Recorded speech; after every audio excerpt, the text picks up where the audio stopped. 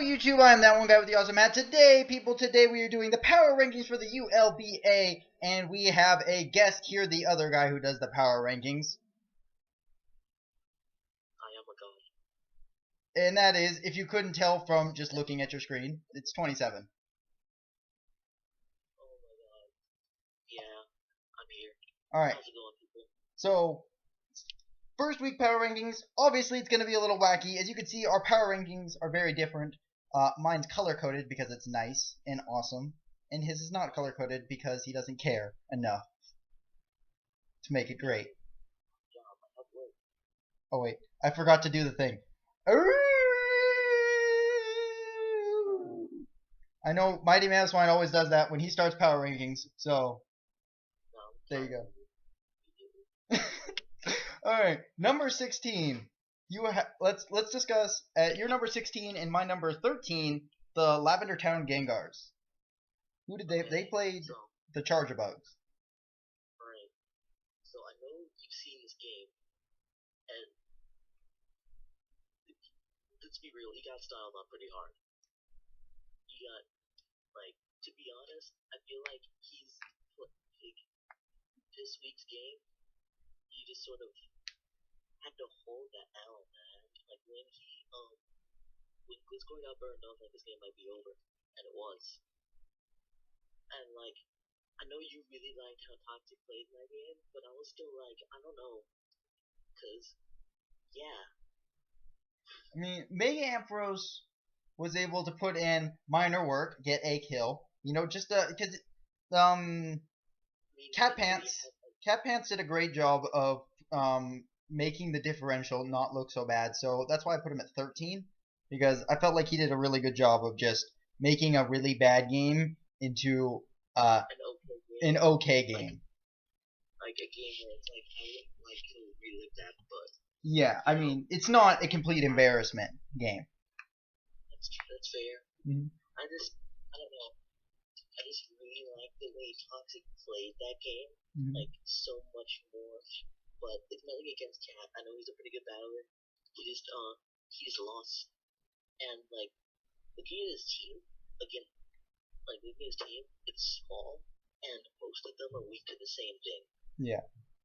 So, I mean, against, like, Toxic's team, which has so many different ways to attack, it's just, like, he just sort of, he had everything going against him. But, like, so what he did, like, he did the best he could. I don't know. I just felt like he didn't outperform anybody, like, anybody above him. Right. This week. So that's why I put him there. Well, at my number 16 and your number 12, we have the Charlotte Charmeleons. And I'm going to explain this first because I put them at the very bottom. And, I mean, it wasn't even close for me when deciding who was at the bottom. And it was because Zygarde, from the beginning, Big Bad, penetration, he put up a sub and he coiled on him. Like, literally from the very beginning of the game. First play, sub, coil. And then he just kept on phasing and phasing. And literally all Techno could do was HP Ice on Jolteon, which died. And then later on in the game, Hitmonlee, even though Big Bad let his Mega Pinsir put his Mega Pinsir in on a Jolteon and just let it get one shot, he was able to just clean up. He was gonna double there. No, and, like, something ridiculous, like something I would do.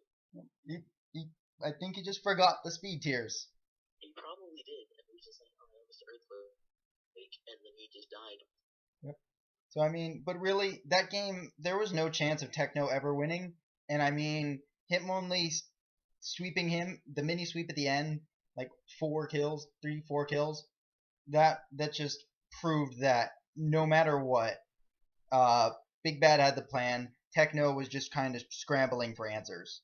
It really was that game. Like, if I watch it back, he just sort of, almost every mon Big Bad brought was just like setup. And Techno was just like, he had no answer for setup, except for, I mean, Quag, but he didn't really have anything to stop that. To stop Big Bad from just doing what he wanted. Yeah. So, At yeah. your 15, my 9, big discrepancy here, the Fall River Float Souls. Now, see, this is one where I really like his team. I really like Bacon's team. Love that QMB. Love those smash passers.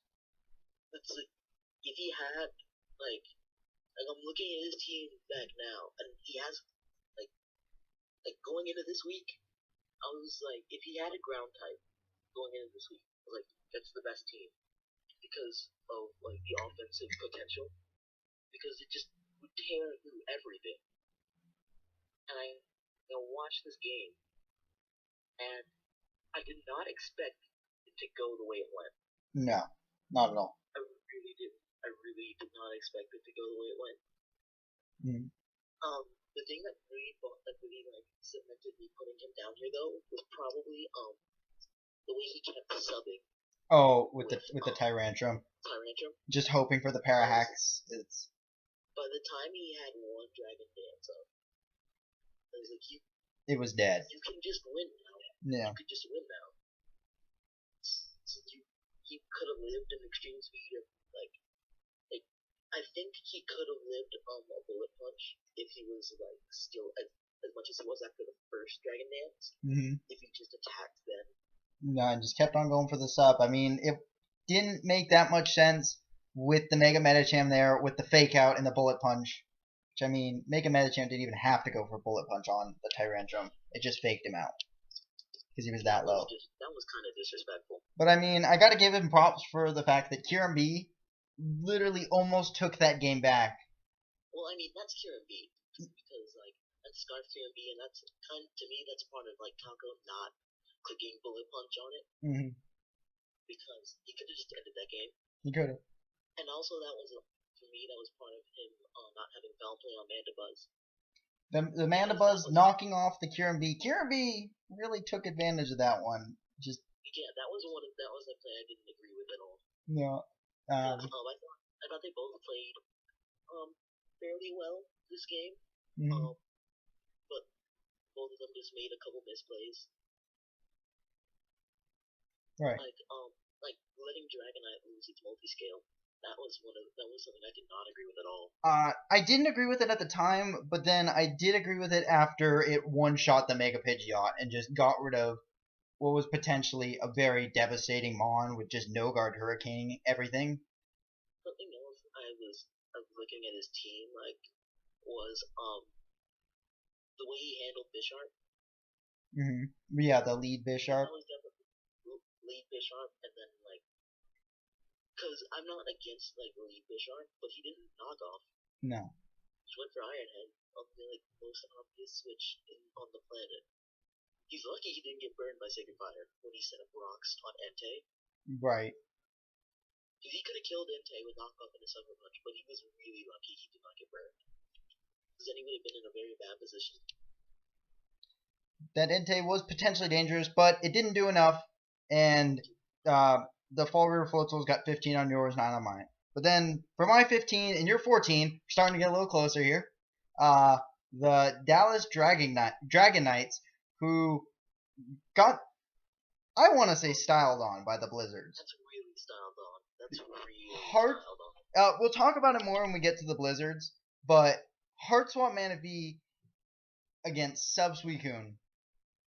That Sub Crocoon, without sleeping, maybe. Well, I mean, it's not really Crocoon if it doesn't have, like half Crocoon. Yeah, it's like half Crocoon, because I think he was, Scald Ice Beam.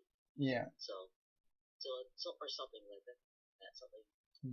But, then, a bunch of things he did, really, I just didn't understand, really. Right. Bringing in Scyther straight on rocks. And then SD U-turn. I wasn't really a fan of that. But, I still liked his team. Yeah, overall. And I thought Sub Suicune was a good idea in practice. Just that cheat played so much better. It just didn't work. And then after everything happened, it just sort of fell apart. Right. So, and then, he played it as best as he could after that, but, and Jargalgi sort of took that L. needing the Sludge Bomb poison to kill Megazord X instead of, I don't know, going for an adaptability dragon move that's super effective. Well, I mean, yeah, it's also part of cheat for even like that was really styling when he didn't go for the dragon move. I don't know if he had a dragon move, honest. I helped him. I built with him that week. I forget if he did, but if he did and he clicked Earthquake, that's massive styling. That is massive styling, but I mean that also lost cheat some power ranking points later up. But yeah. Either way, on to the number 14. My number 14, your number 13. We're starting to get a little closer, and that's the Minnesota Nidokings, who just got absolutely handled by the Kelowna, the Canadian Mawwiles. That's not how you it. They're the Canadian Mawwiles. Basically, the Canadian Mawwiles. And Scarf Wash Tom or Specs Wash Tom or whatever kind of choiced Wash Tom it was. That's the main reason why he's here. Yeah, That's definitely the main reason why he's here, because I don't remember what spread it was, but when I think it was Life Orb Zebstrika outsped it, I was like, okay, he's not Scarf. Why didn't Diancie outspeed? I don't know. Maybe he was Scarf and it was just very, very not scarfed enough, like not enough speed invested Scarf. It might have been. I'm not sure. I don't know. Virgie, comment down below. They are different speed tiers, so they probably are. You're just gonna tell them to comment down below. Yeah, comment. Not even here. Yeah, no, when the video comes out, comment down below what your speed was and why you didn't outspeed Zebstrika or Crobat. Tell us now. Okay. Pause the video and comment right now. Either way, the Minnesota Nidokings, I mean, Blissey got crit by the Psyshock on Latios, but it probably didn't matter because I think it was a roll anyways. Latios is like way stronger than people give it credit for. Yeah. Because of like Psyshock. And because it's usually like going up against Chansey, which is like more physically defensive. Because Chansey's the better version. 75% on the crit to Blissey. Yeah. Because Chansey's better than Blissey. You've heard it here first, people. Chansey's better than Blissey. Blissey's crap. Blissey is just setup fodder without any of the good things. Chansey's a good mon. That's also setup fodder. Are they like both the same price? I don't actually know. I'd have to check, but I haven't. Hold on. Yeah, I think they are. I think they're the exact same price actually. And yet Chansey wasn't picked up.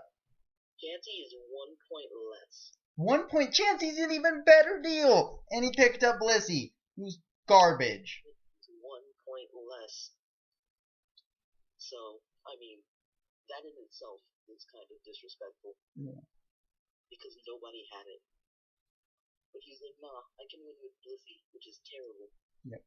I mean, there's a reason that Eviolite is such an amazing item, and it's because that makes Chansey 1,500 times better than Blissey. It makes Togetic viable. And because we play at level 100, you're going to be breaking that Stublets Icer Toss. That's very true. So it's not as much setup fodder. It's still setup fodder, but it's not as much setup fodder. Oh, yeah. Well, okay. We already talked about 13. So we go to my number 12. Team I really want to talk about. The Golden State War Turtles? Why didn't you have SD? That's what I want to say to him. Why didn't you have SD?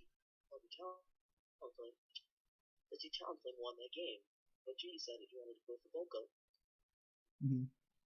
Which, spoiler alert, might do well next week.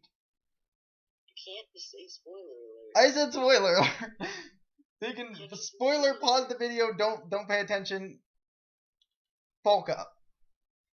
Alright. Bulk up. It's a good move. I don't really like it on Talonflame as much. No. I have laddered with it before. It can put in work, but I think you need the raw power with Talonflame more. Yeah, because Talonflame usually, unless it's utility, shouldn't be taking hits anyway. No.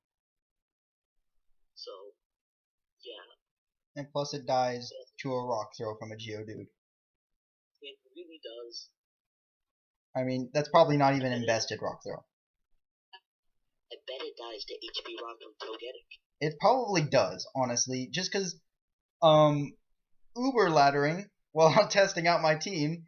Guy had a Talonflame, and I had Porygon too, with literally no special attack. HP Rock just decimated its face. Hey, it was a good Porygon too. Alright. Um, But that game really upset me because I really thought that he played the first half of it very well. he looked like he was gonna make he was making all the plays. Literally. He had the reads. He was hooked on phonics, and then as soon as Talonflame died, he just fell apart. It was the horrible. And that's the reason he's number 12 and not any higher. Is just because it's like he had a mental breakdown and just like stopped playing. He just sort of, but he really did just sort of lose after that. Yeah. All right. My number 11, your number 10. I'm gonna let you talk about this one more because it's me. Okay. So the Portland Blue Blazers is a pretty good team. This was an interesting game that I watched happen. And I have the Portland Blue Blazers at 10 and not any lower because I think that given the things I've seen in this game is probably a fluke. But when he brought in the Azumarill on the Mammoth line and it just died, well, it didn't die, but it basically died. It died in 2 hits. That was when you lost the game. Yeah. That was probably when you lost. That's when you forget about Ice Shard when you bring it in, and then you bring it in, and then you calc it, and you're like, holy crap, Ice Shard's a thing, and it outspeeds me. And then you're just dead. Yeah, and you know what? I mean, I hope it's not a theme of the season, but not sacking Rhydon. Oh yeah. To be honest, I think to a lesser extent, the same thing sort of happened with Mega Man Electric, because I would have probably made a similar play to that, but I mean, stalled birds you can't help, but it just looked worse than it probably was, because I mean, that was sort of a 50-50 on whether he'd scald or default. It just looks worse because of how much damage it did, and then the burn, and then Mega Man Electric is just not a factor. Yeah, it had Magnet Rise to potentially 1v1. If you did have something ridiculous like that. Yeah, it was useless at that point. I mean, it kind of looked useless. I feel like that's more of a mental thing of how useless it is. I mean, it could still volt switch on stuff. It was burned, so it wasn't coming in. You'd have to bring it in after something died. Yeah. And then you'd only get a couple turns to do anything. But I mean, it's still a Mega Man Electric. It's still gonna hit like a truck because it's about as hard as another Mega that we're not gonna talk about till we get to the team it's on. Ooh, I wonder what this is. Okay. But anyway, so we move up the list. My number 10 and your number 8. The Jacksonville Jirachis, who played a very familiar coach. Or are we doing it like that? What?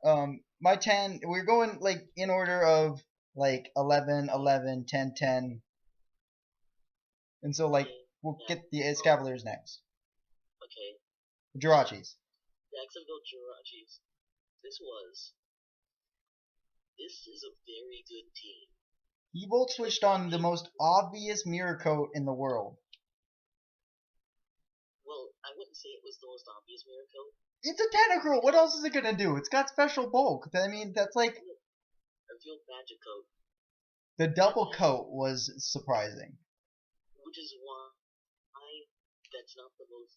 This is why, because typically it's like, all right, you need Scald, and then you need Knockoff, and then you need Rapid Spin, and then like Mirror Coat's just there, like we'll call on Mirror Coat, and stuff like that.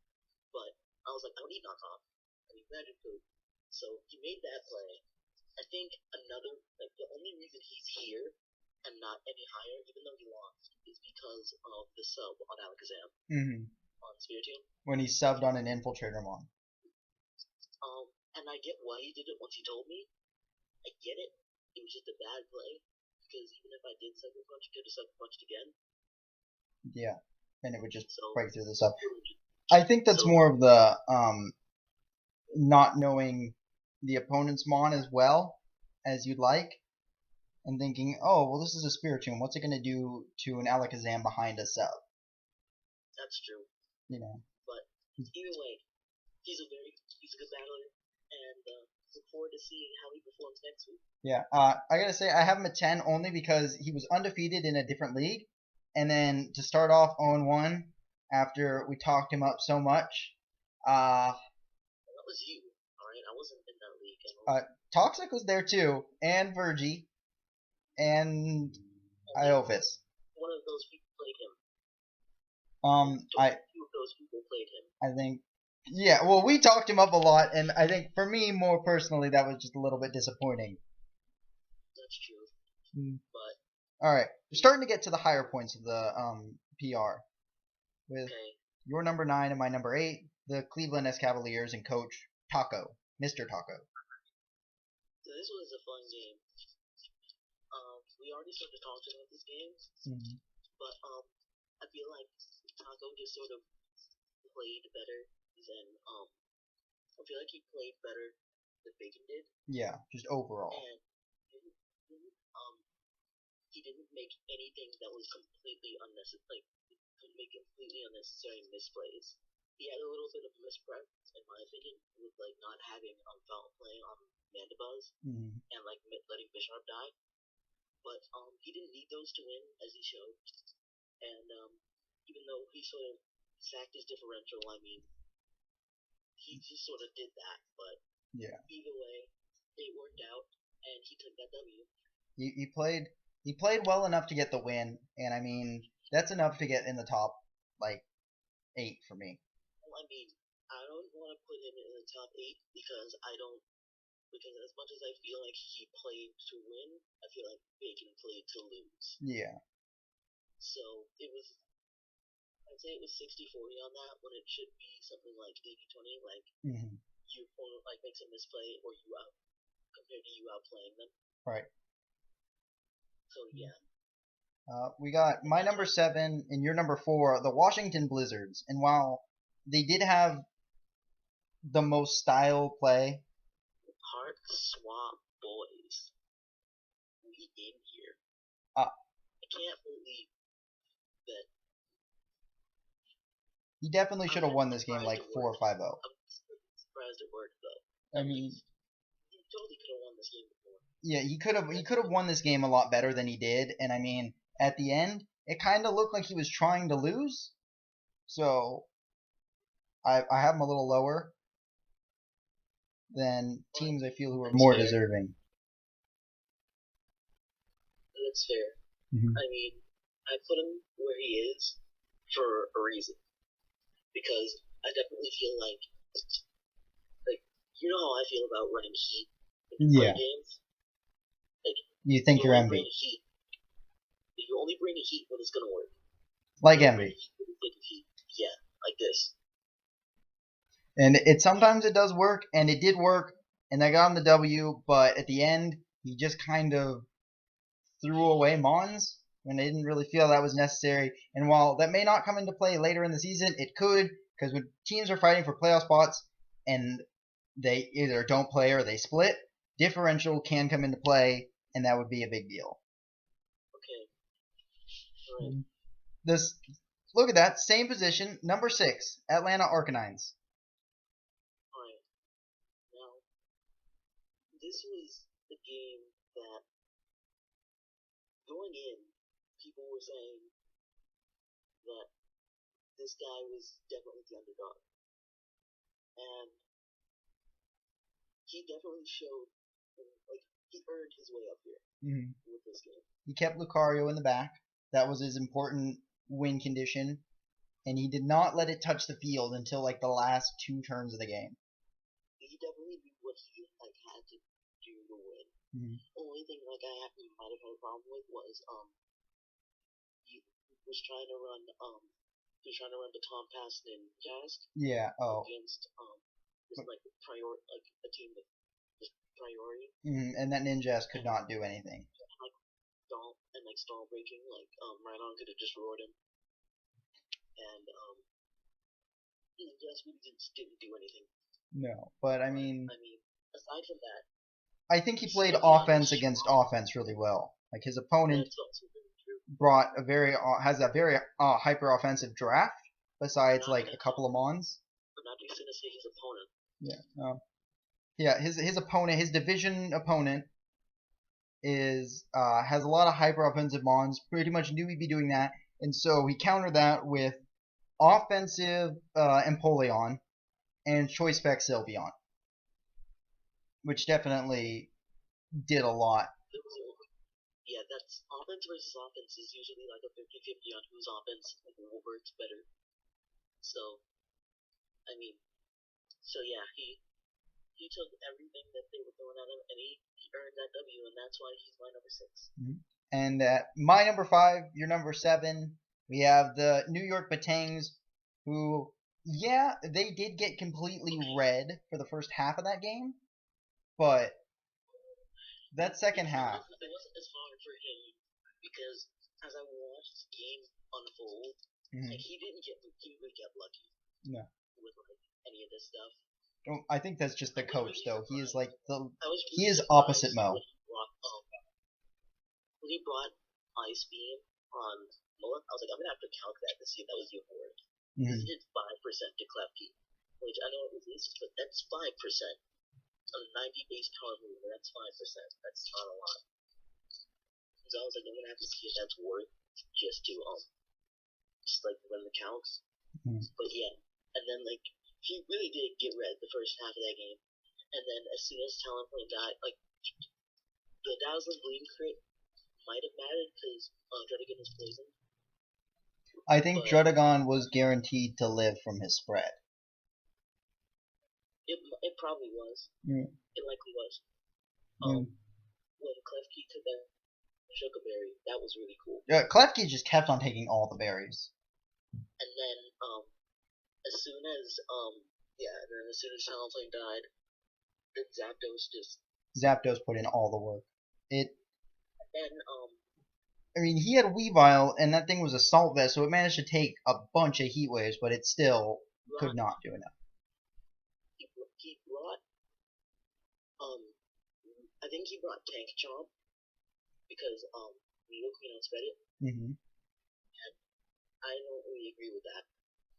I really thought offensive Chomp would have been better against this team. Like standard offensive rocks. Right. Would have put in some mad work because Fortress after rocks dies from Fire Blast. And he's got the Mega Altaria, which he could have brought, which I mean, yeah, coverage move. I mean, that's coverage. So yeah, but either way, Blizzard is also not a fan of not bringing Icicle Crash or Ice Punch. Right. Oh yeah, with the Weavile only having Ice Shard. That was definitely when he revealed that he lost. Yeah. Because Mola could have probably been whittled by I guess if it still had its item, it could have probably been whittled by hazards and knockoff, like praying on a crit. But and that's a 50-50. And then Stormy's gonna die if it's not scarred for anything. But when he revealed he didn't have Icicle Crash, he was done. Yeah. That bulky Zapdos was just able to eat a lot of hits. Yeah, it was just ridiculous. And a team we talked about a little bit earlier, at your number 5 and my number 4, is the Melbourne Magnetons, which I keep on thinking is the Magnezones because that would sound like a cooler name. Well, that's semantics. Personally, I think Magnemites would have worked better, but he's big and he's bad, so. Yeah, if he's big and he's bad, he should be the big and bad one, and that's Magnezone. Even though I will admit, I like Magneton a lot better. We got Unburden Hitmonlee. We got Unburden Lychee Reversal Hitmonlee. And which to be fair, isn't really it's set. Yeah, it's pretty standard. On the count, it's standard enough to be on the count. Yeah. But the fact that it came through, it worked very well. What he brought so many setup mons. He used his setup really well. He used his setup really well. I'm just not a fan of bringing that many setup supers, just in general. Right. Because if you're going up against a team that's like not stall but like stall breaking, that just has like rocks and roar, you're just getting phased out every turn. And I mean, he always had Lee, but Quagsire at full. I mean, it might have done something. I don't know. It proved it couldn't do anything, and I mean, I guess that's why Quagsire is worth $5 million, because Quagsire is trash, but yeah. So that's that. And at my number 3 and your number 2 is some stupid guy who he decided to name his team San Antonio Shamans. Yeah. Not even how it doesn't even rhyme. Like the Spurs. I mean, I was thinking about that earlier, and I think the San Antonio Spruglies. All right, somebody stop it. Just imagine a cow Old West Spurugly. That's all right. Somebody stop him. Okay. How about you talk about this team? Yeah. The Shamans, I feel they did really well with the double coat Tentacruel. Donphan eventually won the stall war with Florges. That was a big deal. I mean, did you just turn into a robot? He played against an opponent who everyone else was hyping up to be the greatest player of all time. The greatest player since Joey. We had Nappy beat Joey. And while that's not unheard of, it's pretty amazing whenever you see Joey lose. So, I mean, that's pretty much what you got to say against this game. You know, everybody loves Nappy, but 9 times out of 10, we're going to see Joey win. But Joey didn't win. And so that's why he gets the number 3 spot. He beat Joey. That's a pretty good analysis. Like that. And at your number 3, my number 1 is Toxic Storm and coach of the Chicago yet to be released Bugs. That's a very interesting name. I don't see that in the Pokedex. It's not in the Pokedex yet. It will be there in about like a few months. Well, that would be interesting. And to be honest, I really liked the way he played this game. But I felt like, based on some of the plays that his opponent made, that it was, while he took control of that game and was never at a disadvantage, I just sort of feel like I like to see him be more dominant in terms of, like, really outplaying his opponent more so than his opponent making some less than ideal choices. I'm only going to say a few things about this game, and that's pop, pop, pop, pop. And that's Colt 45 shooting down almost the entire Lavender Town Gengar's team. Are you done? He just popped a cap in a bunch of those mons. He took an Ice Beam, and he finished off Gudra, and then he died. He wall broke, but forgot what wall breaking was, and so instead just killed a bunch of mons. That's very true. Just sort of decimated everything. And then eventually died as well. Yeah. It took 4 mons to kill 1 mon. And anytime you can have 1 mon do that, you're pretty much guaranteed to win, unless 1 mon just completely destroys. 1 mon is John Cena.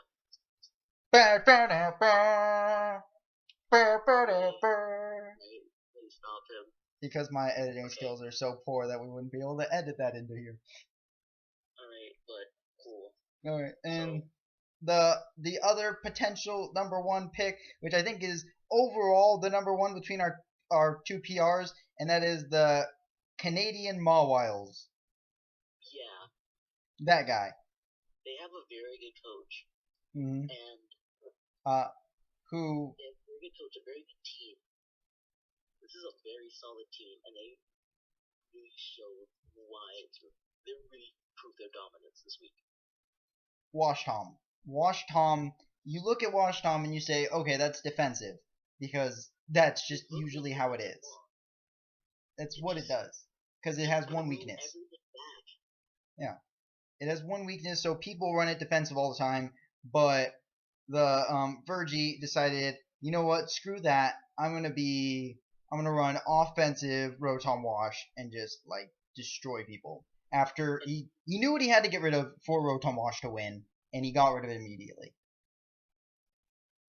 To be completely honest, I'm just kind of surprised that Axorus didn't DD twice on the Blade.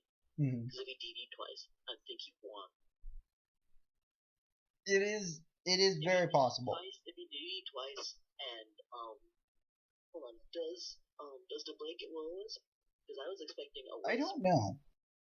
If it gets Wisp and he just attacked because he was expecting the attack, or and he was expecting another PD just to like put it in Sucker Punch range, then that was a good play on him. But if it got Wisp and he Wisp and that was Lumberry and he DD'd again, that would have been game, and we would have a very different power rankings this week.